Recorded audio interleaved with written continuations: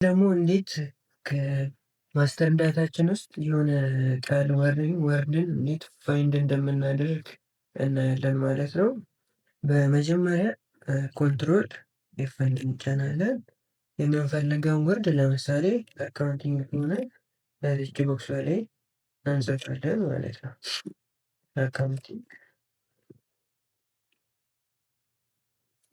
አካውንቲንግ ፋይንድ ኦል እንላለን።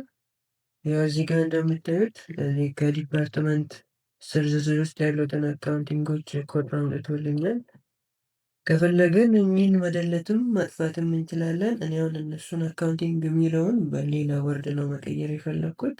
እዚህ ጋር ሪፕለስ የምትለውን በመንካት አካውንቲንግ ቦታ ላስገባ የፈለግኩትን አንድ ቃል አስገባለሁ። ለምሳሌ ኮምፒውተር ሳይንስ ብል ሲኤስ ከዛ አራቱም ቦታ ስለሆነ ይሄኛውን በሲኤስ በሚለው መተካት የፈለግኩት ምናልባት በስህተት አካውንቲንግ ተብሎ ከሆነ መጀመሪያ ላይ ማለት ነው።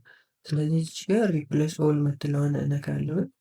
እንዲህ በማድረግበት ሰዓት እዚህ ጋር ሶስት ቦታ የነበረውን አካውንቲንግ ወደ ሲኤስ ቀይሮልኛል። ይቺን አጠፋታለሁ። እንደምታዩት ይኸው ሲኤስ 1 2 3 ጊዜ ቀይሮታል ማለት ነው። ያን የሚጠቅመን ትልቅ ዳታ በሚኖረን ሰዓት ማኑዋሊ እየፈለገን ጊዜያችንን ከምናባክን በቀላሉ በዚህ መንገድ መተካት ወይም መቀየር እንችላለን ማለት ነው።